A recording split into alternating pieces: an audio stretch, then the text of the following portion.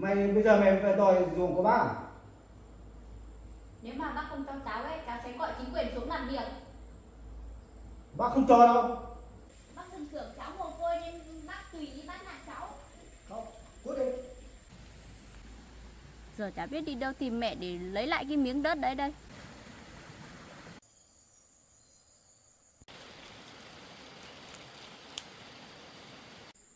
Hôm qua bác cũng vào nhà nói thế rồi. Hôm nay mình cứ xuống nhà xem bác có trả tiền lương cho mình không. Nhưng mà cũng ngại anh Hợp quá. Bây giờ mà xuống gặp anh Hợp thì cũng ngại quá. Không biết phải nói với anh Hợp như thế nào nữa. Mà thôi, chắc mình cũng phải chấm dứt với cái nhà đấy. Cho anh Hợp với cái Tâm đến với nhau để cho bác thỏa lòng. Giờ mà xuống không biết bác có ở nhà không. Nhưng mà cứ xuống xem.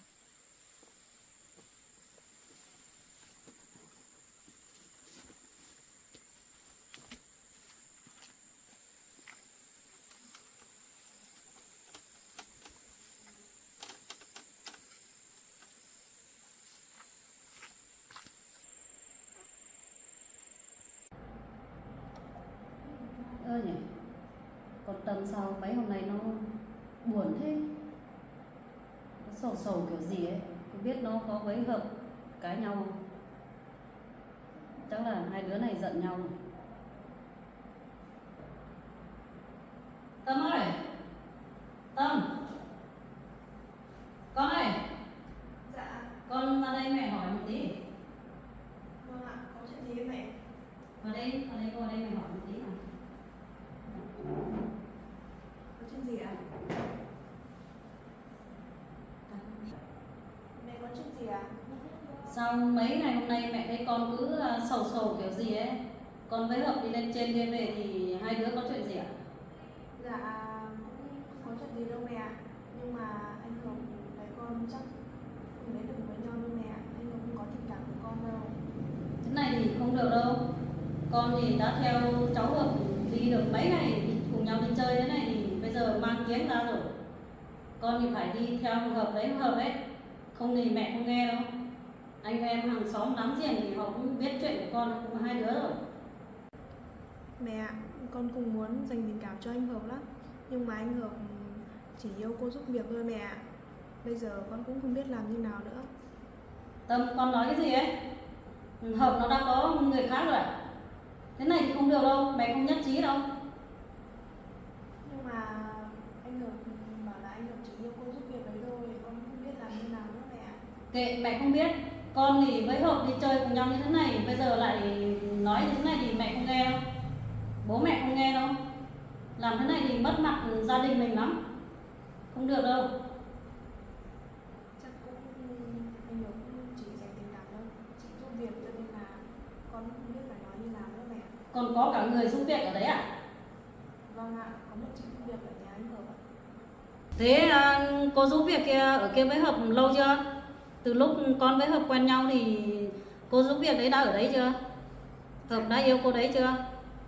Dạ con không biết được nữa mẹ ạ. Từ cái lúc bố mẹ với cả bố anh Hợp đồng ý với nhau ngắn kết con với anh Hợp thì con sang đấy đã thấy chị đấy ở đấy rồi mẹ ạ.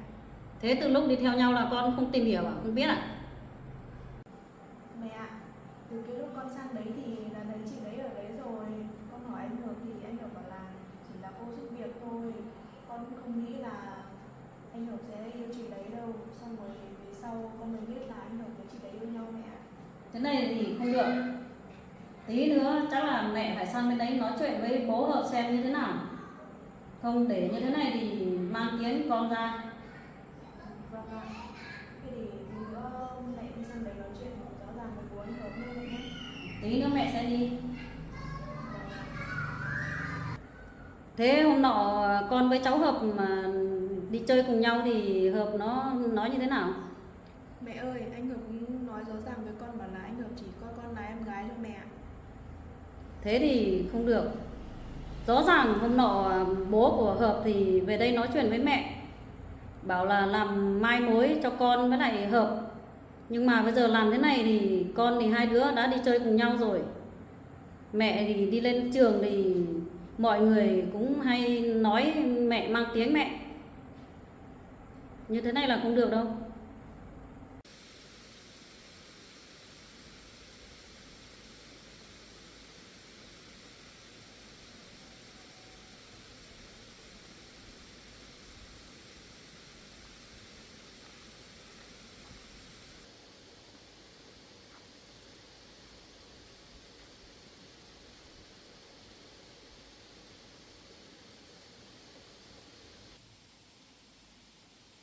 Bác đi làm hết hay sao mà thấy đóng cửa hết, chẳng thấy ở nhà. Thôi, nếu mà bác không ở nhà thì mình đi xuống nhà bác gái xem bác trai về chưa, để còn biết xem có cho thửa ruộng đây cho mình không, để mình còn biết làm đơn nhé.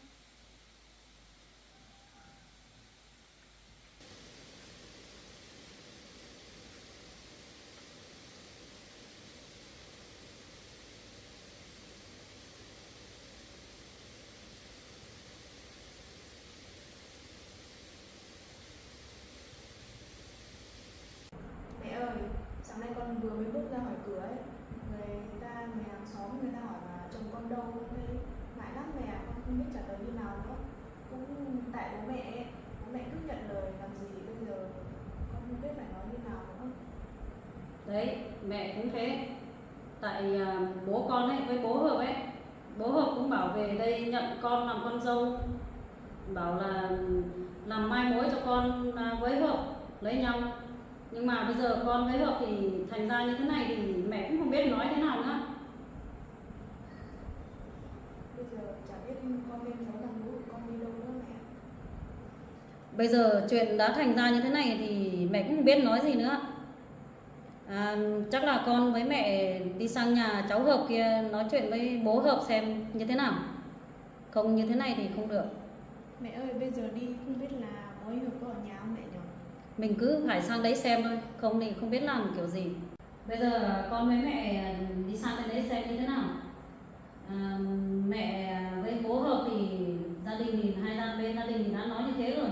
Con thì cũng phải ý tứ một tí. Đi sang đấy thì với Hợp thì cũng giao tiếp với nhau nhiều một tí cho nó quen. Vâng ạ, con muốn như thế lắm nhưng mà con gọi điện anh Hợp cũng không nghe, nhắn tin thì anh ấy cũng chỉ xem thôi mẹ. Vâng, cũng phải dần dần thôi con ạ, không mà bố mẹ thích Hợp thì Hợp nó không thích, sau này con với Hợp thì quen dần thì nó sẽ thích ấy, nó sẽ thích con.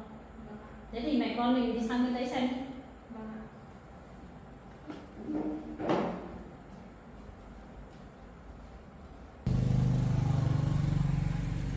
Con nhá, đi ra kia thì con ý tứ một tí. Nếu mà thấy cô giúp việc ở đấy thì con cũng phải nói chuyện với cô giúp việc kia cho nó dứt khoát đi. Vâng ạ.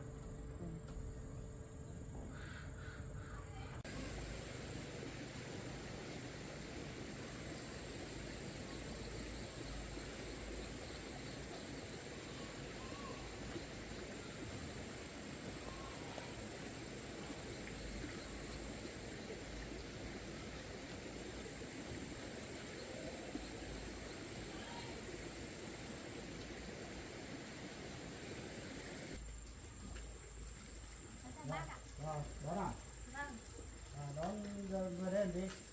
cháu về đây có chút việc ạ. Hôm Vâng. trước cháu cũng đến nhà bác nhưng mà lại không được gặp bác. Đấy, có việc gì vào nhà không? Nói. Vâng, vâng.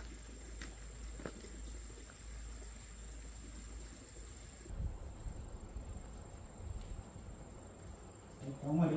Vâng. Cháu muốn đến đây gặp bác là cháu muốn xin lại cái mảnh ruộng của cháu để cháu làm ạ. Mày dùng cháu á. Vâng. Mày dùng cháu mày cháu cho bác làm rồi. Mày cùng cháu bán cho bác rồi. Thưa bác, ruộng đấy là của nhà cháu mà. Sao bác lại bảo là mẹ cháu bán cho bác ạ? Thế mẹ bán trước mẹ bảo bán cho bác. Bác bây giờ bác thành chủ của bác rồi, bác lấy rồi. Bây giờ cháu về đòi làm cái gì?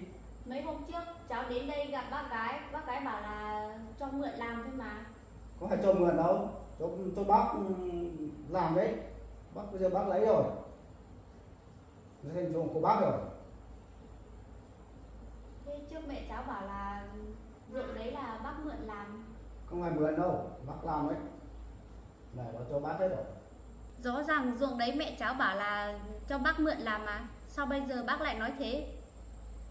Nếu mà bác không lấy ruộng đấy cho cháu ấy, cháu gọi chính quyền xuống làm việc đấy. Này, đón. Mày bây giờ mày về đòi ruộng của bác à?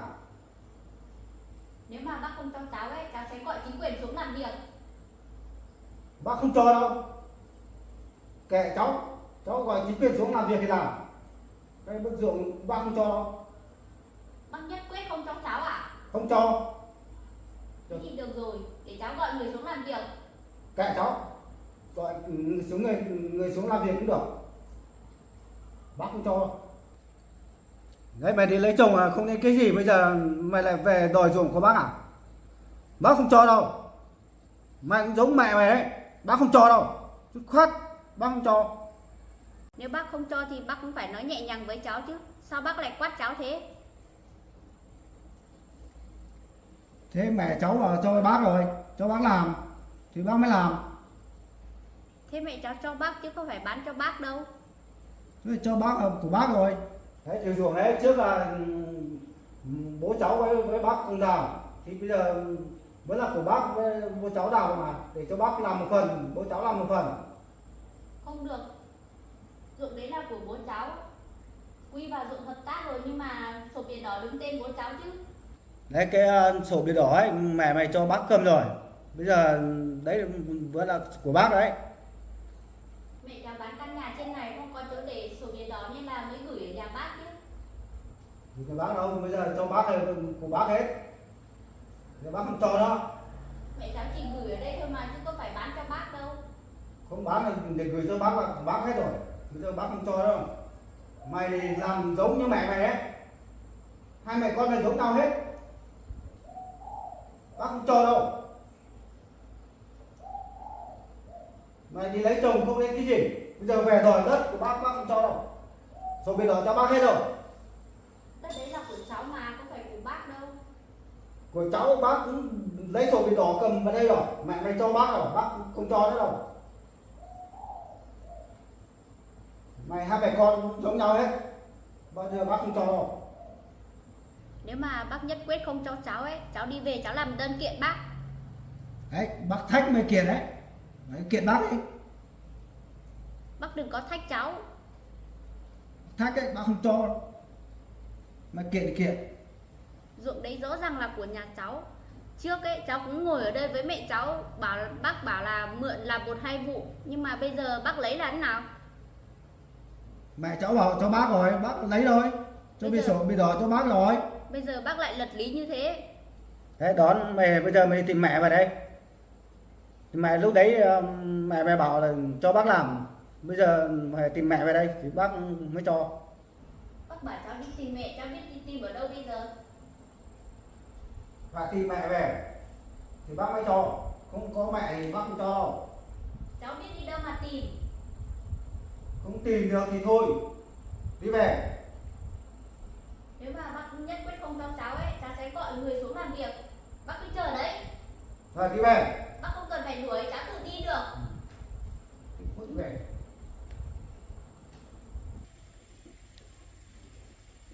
Rõ ràng ruộng đấy mẹ cháu bảo là cho bác làm. Bây giờ bác lại nói một kiểu.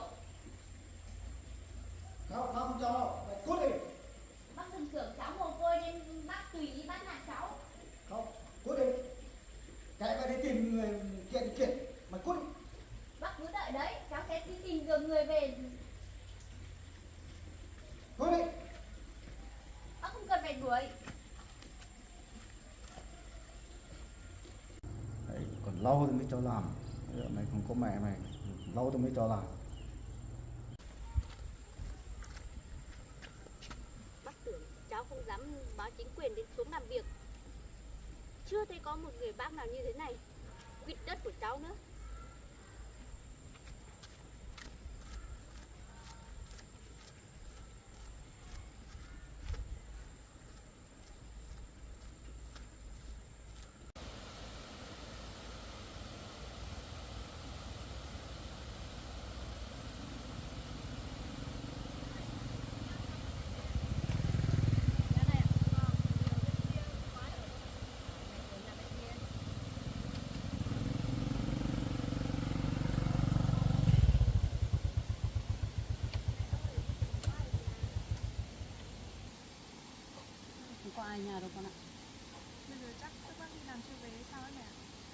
Thế thì mình cứ ở đây chờ một lúc xem có về không. Vâng ạ. Thế con xuống đi.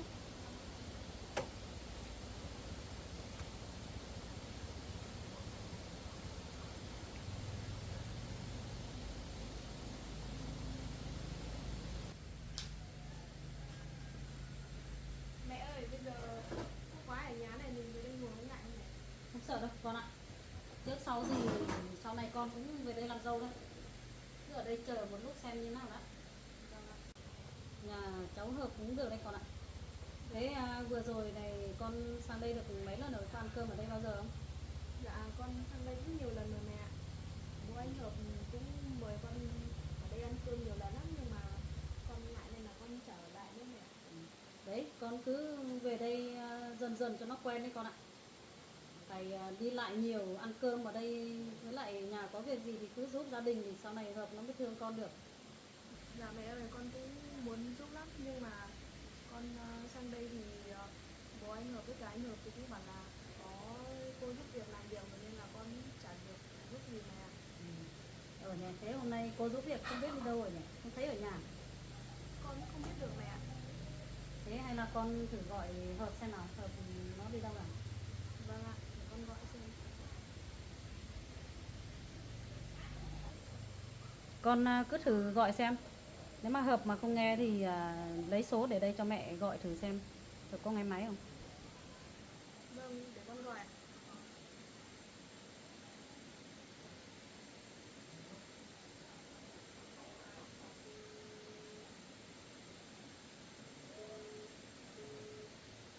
Không nghe máy mẹ. Con lại thử gọi xem nào. Không thì lấy số ở đây cho mẹ gọi.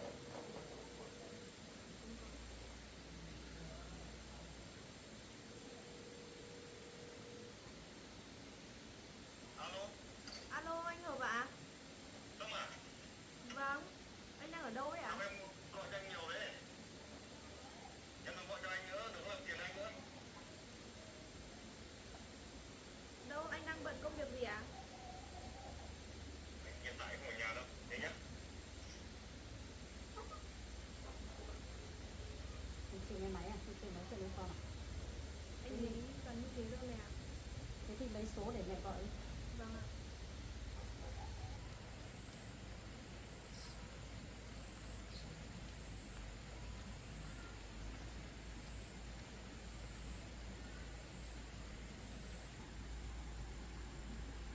Mẹ cũng chả ra cái gì mẹ. Đất thì nhiều, bán có 50 triệu cả cái nhà. Giờ chả biết đi đâu tìm mẹ để lấy lại cái miếng đất đấy đây.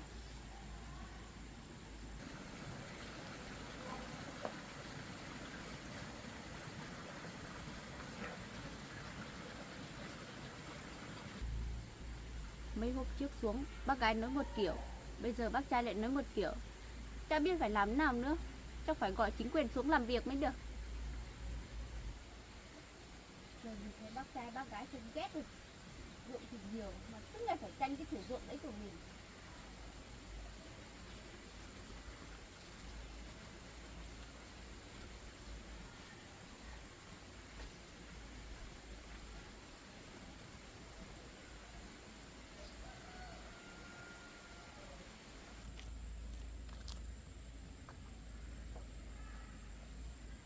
Nhìn cái gì? Mua đi.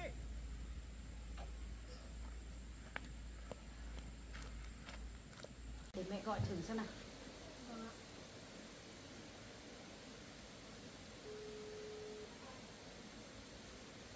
Alo, Alo cháu Hợp à? cô số điện thoại lạ quá, cô là ai mà cái cháu tên là Hợp ấy ạ?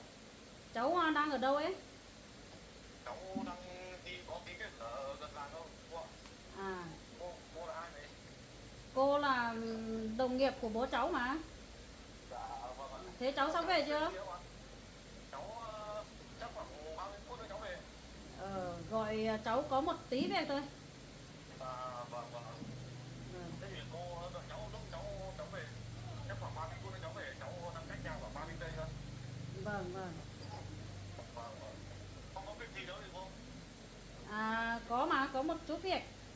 À, Vâng. cô làm đồng nghiệp của bố cháu mà cô gọi cháu có việc gì cô, nếu mà có việc gì quan trọng cô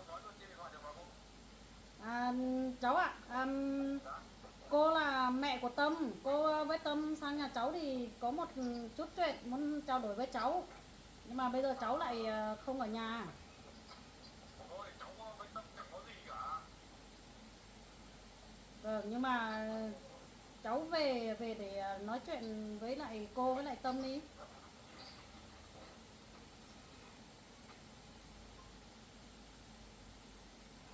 Tắt máy rồi con ạ. Đến nay thì chắc không không ổn rồi. Chả biết anh ấy nghĩ gì nữa mẹ nhỉ. Mẹ cũng không không biết rồi. Con ạ, như thế này thì không ổn đâu. Xem cách nói chuyện của Hợp thế này chắc là Hợp nó không thích con. Bây giờ thì con với Hợp như thế thì mình một đời con gái như thế này mà Hợp nó làm như thế này thì mang tiếng cho con, cho gia đình mình nữa. Mẹ đi lên cơ quan thì anh em bạn bè cũng nói nhiều, cũng làm mất mặt cho mẹ nữa. Mai mẹ chắc là phải nói chuyện với bố Hợp xem ý của bố Hợp như thế nào. Vâng ạ. Nhưng mà mẹ ơi, chắc anh Hiệp cũng không có tình cảm với con ấy. Bây giờ ngoài kia thiếu gì con trai mẹ, chắc con có khi phải đi làm một thời gian như thế nào đó mẹ. Không được, con đã đi theo Hợp như thế này rồi thì không được rồi. Bây giờ làm gì thì làm, con phải đi theo đi để lấy Hợp ấy. Không là mang tiếng cả con ấy, một đời con gái mà làm như thế này là mang tiếng ra đấy con ạ. Như thế này là không được đâu. Dạ. Mẹ ơi, bây giờ muộn rồi ấy. Anh Hiệp bảo là đợi 30 phút mà vẫn chưa thấy anh mới về. Hay là mẹ con mình về đi nhỉ? Cũng thấy muộn rồi. Giờ này mà cháu Hợp nó cũng chưa về. Với lại mẹ con mình ngồi ở đây lâu thì cũng sợ người ta đánh giá mình thế này thế kia. Thôi thì mẹ con mình đi về đi. Để tối bố về thì mẹ nói chuyện với bố sau. Nhưng Để mà xem ý bố như thế nào. vâng, nhưng mà mẹ ơi, bố ngày nào cũng đi làm này cũng có rảnh không? Bố thì ngày mai thì chắc bố không rảnh rồi. Vâng, Để tối mẹ trao đổi với bố đã. con cũng muốn bố với mẹ sang đây nói chuyện rõ ràng với bố anh Hợp lắm mẹ. Vâng, được rồi, để tối mẹ trao đổi với bố xem như thế nào, ý của bố như thế nào. Vâng ạ, Thế mẹ con mình đi về đi. vâng ạ.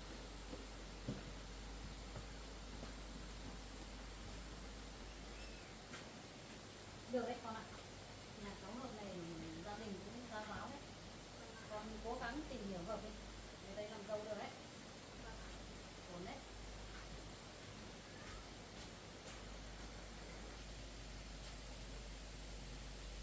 Con ạ, nhà cháu Hợp này, bố cháu Hợp thì cũng làm ở trên cơ quan, cũng làm chức to ấy.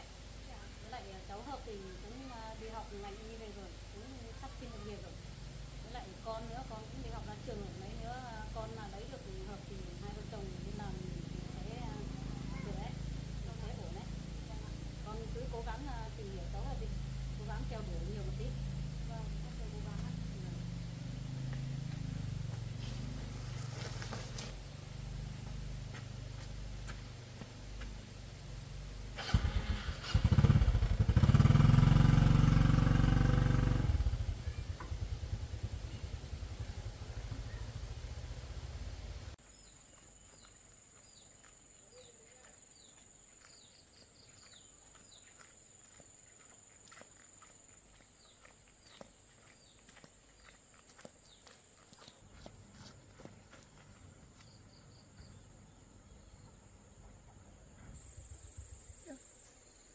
Điện thoại này của ai rơi đây nhỉ?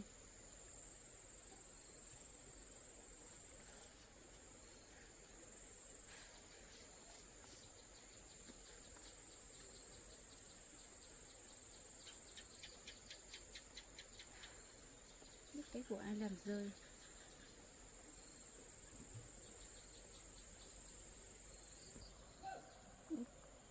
Tắt nguồn rồi, hết pin rồi sao ấy. Ấn cho thấy lên.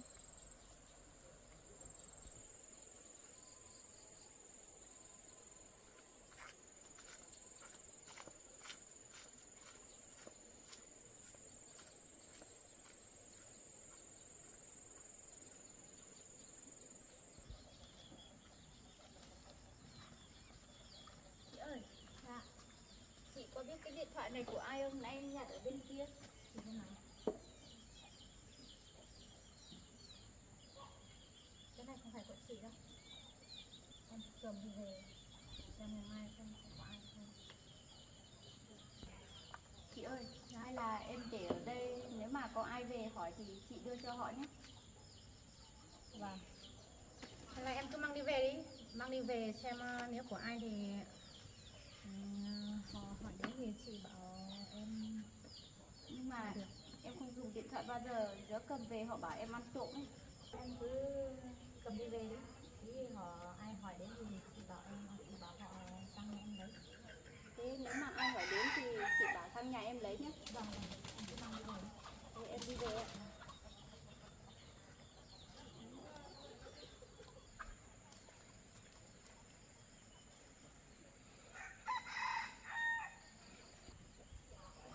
Giờ mà cầm về không biết họ có biết về tìm không. Nếu mà cầm về nhà thì lại mang tiếng sợ ăn trộm nhé.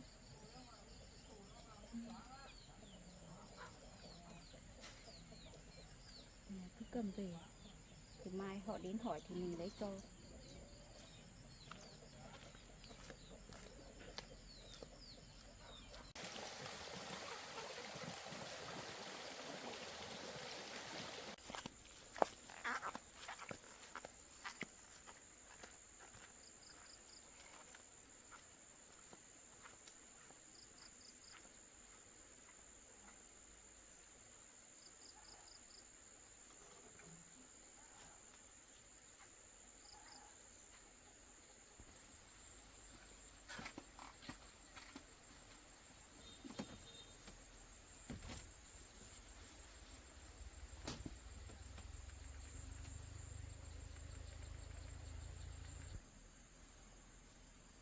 Điện thoại này nếu mà không hết pin, chắc có người gọi về thì mình nghe mình lấy đi cho họ.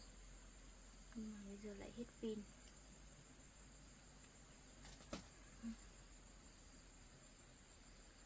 Mà bác này, hôm nay mình đi xuống đấy, bác lại không cho thử ruộng cho mình.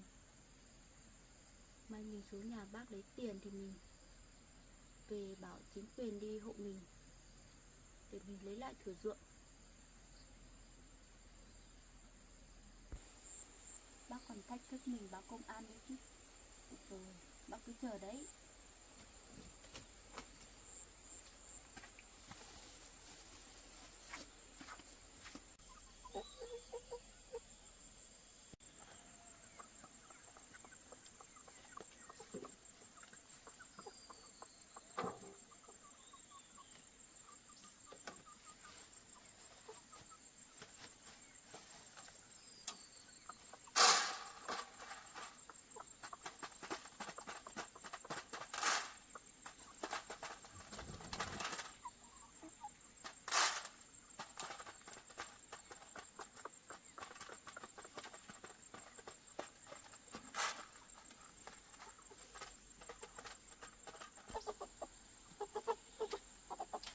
Đó thế. Lớn nhanh thật.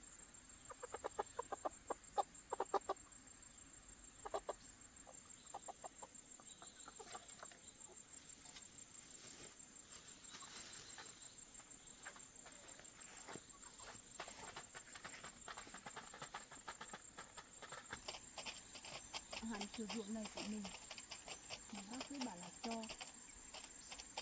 Nếu mà cho thì mình lấy gì mà ăn nữa.